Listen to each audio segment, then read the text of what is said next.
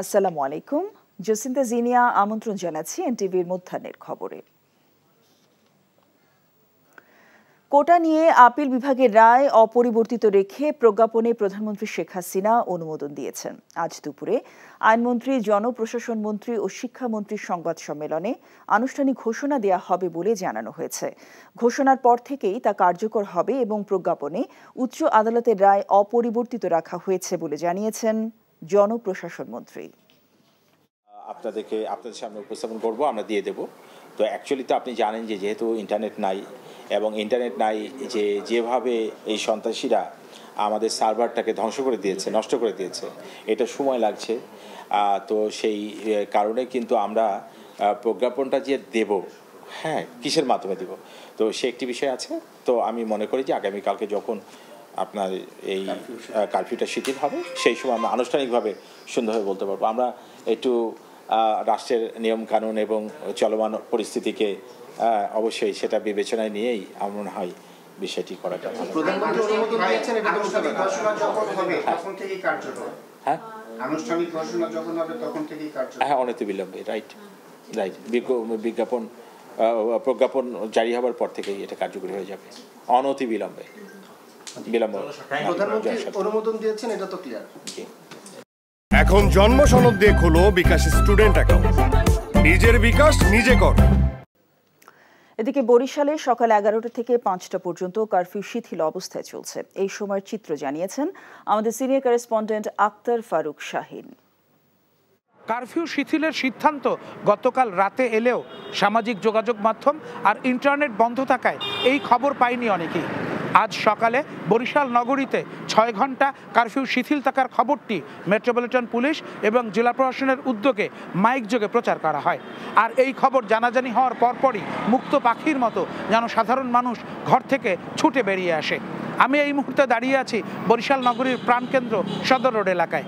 যদিও অন্যান্য দিনের মতো এখন পর্যন্ত পুরোপুরি চলাচল শুরু করেনি যানবাহন, তবে তারপরেও কারফিউ শিথিলের খবরে এই নগরে ইতিমধ্যে রিক্সা, ছোটোখাটো গাড়ি, 3 হুইলার এবং মোটরসাইকেল চলাচল করছে ব্যাপক হারে। টানা 3 দিন কারফিউ চলাকালে দোকান প্রতিষ্ঠান বন্ধ থাকায় একদিকে যেমন তাদের চরম লোকসানের শিকার হতে হয়েছে, ঠিক তেমনি ইন্টারনেট না থাকায় আর্থিক সংকটেও পড়েছেন অনেকে।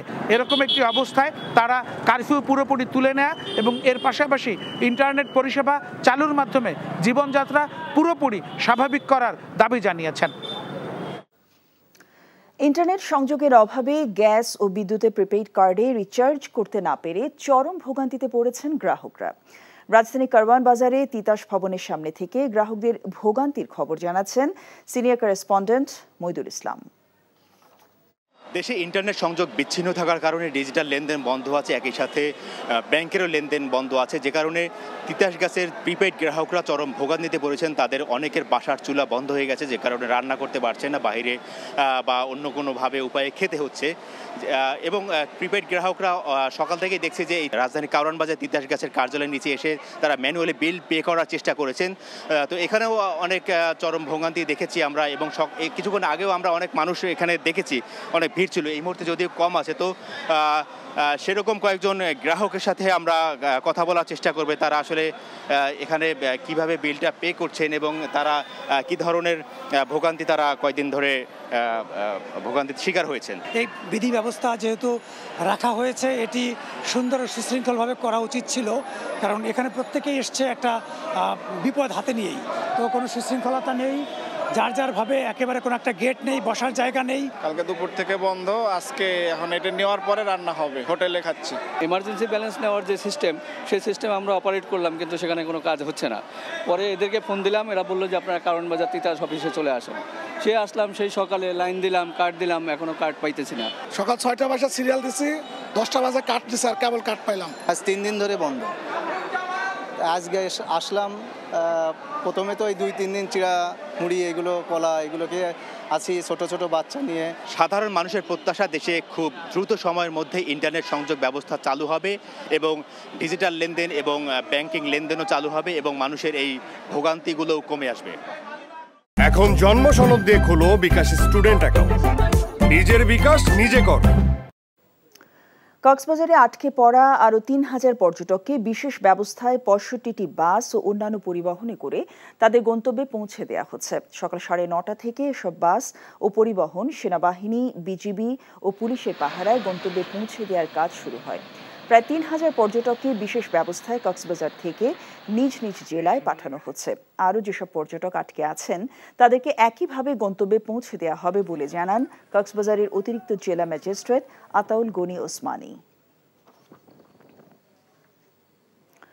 খুলনা নগরে কারফিউ সর্বশেষ পরিস্থিতি জানিয়েছেন আমাদের সিনিয়র করেসপন্ডেন্ট মোহাম্মদ আবু তৈয়ব। খুলনা শিববাড়ি মোড়ে একটু আগে এখানে পুলিশ কমিশনার মোহাম্মদ মোজাম্মেল হক উনি আমাদেরকে ব্রিফিং করেছেন। উনি জানিয়েছেন যে আজকে সকাল পর্যন্ত মোট ওই 19 জনকে আটক করা হয়েছে। এর ভিতরে একজন আছেন যারা এই সমস্ত আন্দোলনে ওই অর্থদাতা হিসেবে। উনি যেটা বলেছেন যে খুলনা যেহেতু শান্তিপূর্ণ অবস্থা বিরাজ করছে সেহেতু আগামীকালকে থেকে এই কার্ফিউ আরও শিথিল করা হবে। যদি ওনারা প্রয়োজন মনে করেন তাহলে হয়তো 2-1 দিনের ভিতর থেকে ওই কার্ফিউ পুরোপুরি প্রত্যাহার করবেন। তবে আরেকটা জিনিস উনি আমাকে বলেছেন যে কার্ফিউর ভিতরে কার্ফিউ পাস না থাকলেও যারা ইমার্জেন্সি যারা বেরোচ্ছেন তাদেরকে উনি ওই নিজে থেকে রাস্তায় তদারকি করেছেন। যারা ইমার্জেন্সি রুগী আছে তাদের কিন্তু তারা ওই ছেড়ে দিয়েছেন এবং পুলিশদের উনি ওইভাবে নির্দেশ দিয়েছেন যে ইমার্জেন্সি কাজে যারা বেরোচ্ছে তাদেরকে জন্য কোনো প্রকার হয়রানি না করা হয়। এবং তিনি বলেছেন খুলনা পিসফুল আছে, খুব শীঘ্রই হয়তো তারা আশা করছেন কার্ফিউ প্রত্যাহার করবেন। যে এই ছিল খুলনা থেকে সর্বশেষ। রঙিন মাছ চাষে রঙিন স্বপ্ন বুড়েছেন ফরিদপুরের 17 বছরের কিশোর মোহাম্মদ মুসাদ্দিক মণ্ডল রাহাত। বিভিন্ন প্রজাতির বাহারি রঙের মাছ চাষ করে তিনি এই চাষকে নিয়ে গেছেন এক অনন্য উচ্চতায়। তার এই চাষ এখন তরুণ ও বেকার যুবকদের জন্য বড় উদাহরণ। বিদেশি রঙিন মাছের চাষাবাদে প্রতি মাসে 1 থেকে 1.5 লাখ টাকা আয় করছেন তিনি। পেয়েছেন অনেক পুরস্কারও। ফরিদপুর প্রতিনিধি সঞ্জীব দাসের পাঠানো রিপোর্টে বিস্তারিত। ফরিদপুর সদর উপজেলার দয়ারামপুর গ্রামের সরকারি চাকরিজীবী মিজানুর রহমানের ছেলে রাহাত এইচএসসি প্রথম বর্ষের ছাত্র। পড়ালেখার ফাঁকে ইউটিউব দেখে রঙিন মাছ চাষে উদ্বুদ্ধ হন 2018 সালে 7ম শ্রেণীতে পড়াকালীন অবস্থায়। করোনার সময় বাড়ির ছাদে 1600 টাকা দিয়ে প্রথম শুরু করেন রঙিন মাছ চাষ। এরপর 3টি চৌবাচ্চায় চাষ শুরু করেন বাণিজ্যিকভাবে। সেই থেকে পিছনে ফিরে তাকাতে হয়নি তাকে। বর্তমানে 4টি বড় পুকুর ও 50টি চৌবাচ্চায় কয়েক একর জমির খামারে আছে প্রায় 50 লাখ টাকার বিভিন্ন প্রজাতির অ্যাকোরিয়াম ফিশ। আমাদের ফরিদপুর জেলাতে এই উৎপাদন কেন্দ্র হওয়ার কারণে এবং শুধু ফরিদপুর জেলা না সারা বাংলাদেশে এই মাছ পৌঁছে যাচ্ছে এবং দেশে যে এই মাছের ঘাটতি তা পূরণ হবে। আমি চাকরি করি প্রায় 2 থেকে 2.5 বছর। তো এই জায়গা থেকে ভালো একটা পেমেন্ট পাই, আমি আমার সংসার খুব ভালোভাবে চলে যায়। আলহামদুলিল্লাহ। রঙিন এসব মাছ দেখতে আশপাশের তরুণ যুবক সহ দেশের বিভিন্ন জায়গা থেকে নানা শ্রেণী পেশার মানুষও আসেন এখানে। আমি একটা ছোটখাটো একটা চাকরি করি, আমারও চিন্তা ভাবনা চাকরির পাশাপাশি আমি রঙিন মাছ চাষ করব।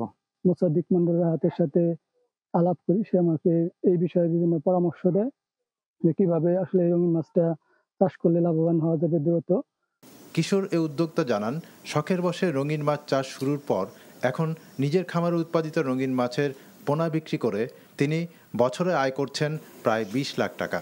প্রতি মাসে এখন 15,000 থেকে 20,000 পিসের মতো মাছ সেল করছি শুধু কই কার্প আর কমেট।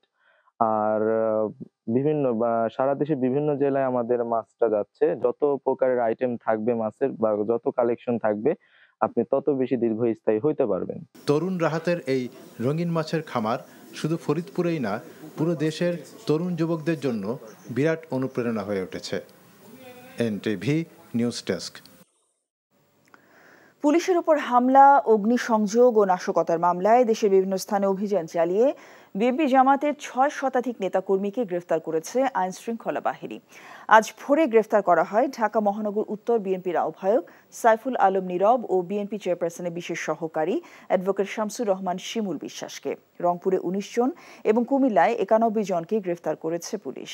নওগাঁয় বিস্ফোরক ও পুলিশের উপর হামলা মামলায় জেলা বিএনপির সাবেক সভাপতি ও পৌর মেয়র নাজমুল হক সনি সহ ১১ জন, খুলনায় নাশকতার অভিযোগে পুলিশের অভিযানে জেলা জামায়াতের নায়েবে আমির ও মহানগর যুবদলের সহ সভাপতি সহ ১৬ জন, সিলেট মহানগর পুলিশের ৭ মামলায় ৯২ জন, সিরাজগঞ্জে উল্লাপাড়া ও শাহজাদপুরে বিএনপি জামায়াতের ৭ জন এবং নাটোরে জেলা বিএনপি সদস্য সচিব রহিম নেওয়াজ সহ ১৬ জনকে গ্রেফতার করেছে পুলিশ।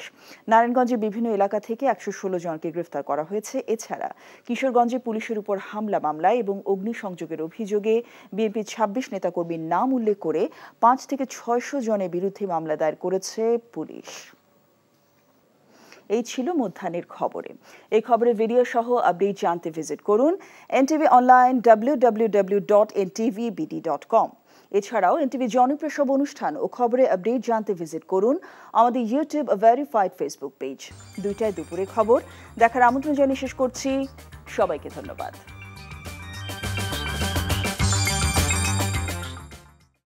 এখন জন্ম সনদ দিয়ে খোলো বিকাশ স্টুডেন্ট অ্যাকাউন্ট। নিজের বিকাশ নিজে কর।